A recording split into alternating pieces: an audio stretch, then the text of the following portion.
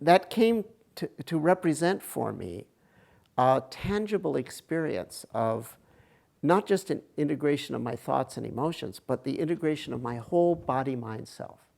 So I still don't like discomfort, okay? But I know now that whenever I have to face discomfort, it will lead eventually to this same experience. I've come to expect that to happen on a regular basis, eventually. And the experience is that the entire body-mind becomes unified. And it's a really delicious experience. Anyway, that's oneness at an even larger scale. So we can have the oneness of the thoughts and emotions, but we can also have the oneness of thoughts and emotions and the emotionality and the physicality of the body. So most people would define themselves as a body-mind entity. When you get body-mind unified as flow, then that's an integration of yourself.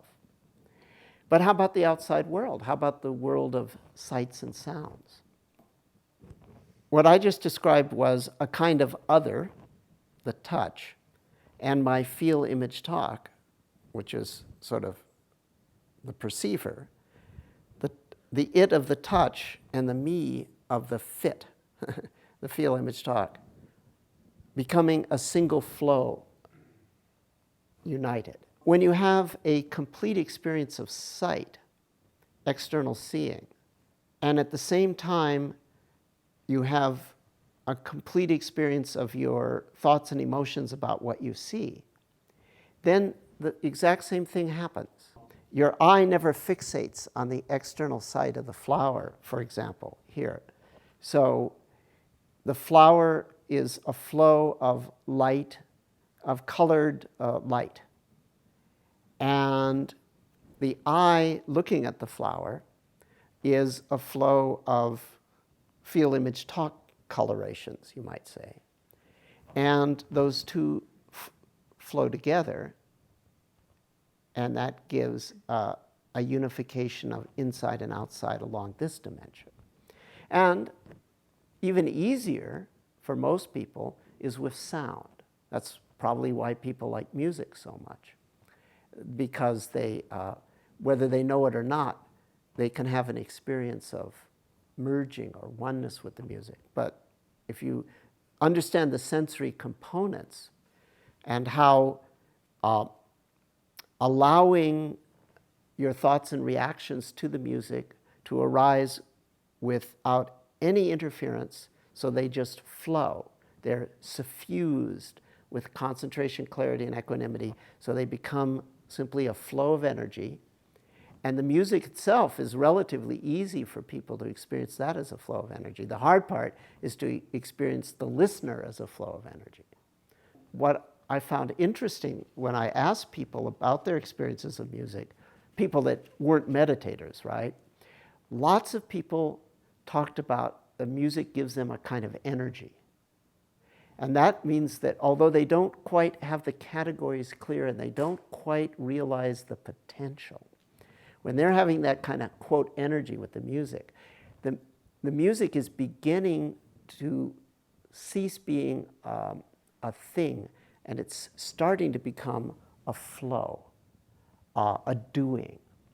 That's the easy part.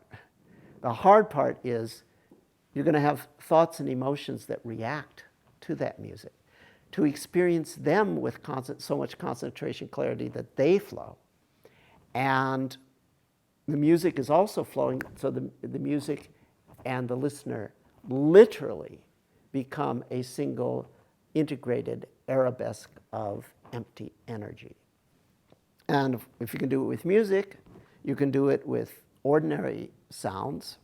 And if you can do it with ordinary sounds, you can do it with annoying sounds like somebody breathing in the meditation hall when they're not supposed to, or your neighbor's blasting the stereo, or you have to room with somebody that's snoring, et cetera, et cetera.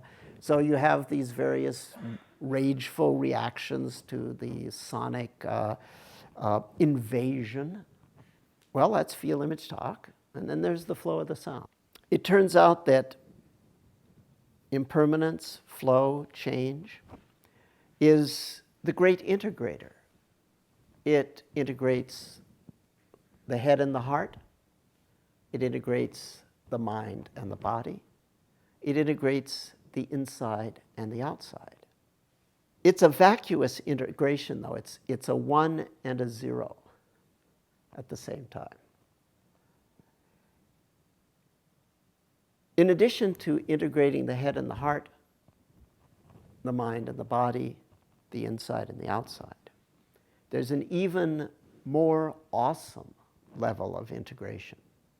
We could say that broadly, touch, sight, sound is it, and feel, image, talk is me, broadly. So self and world can be integrated. But there's one more contrast. Deeper than the contrast between I and it is the contrast between both of us and the formless source. In other words, between creation and creator, if we want to use a somewhat Western paradigm.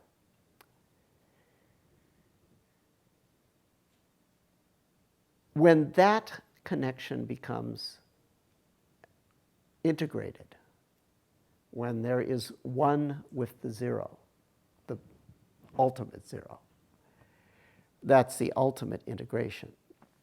That's the experience of living nirvana.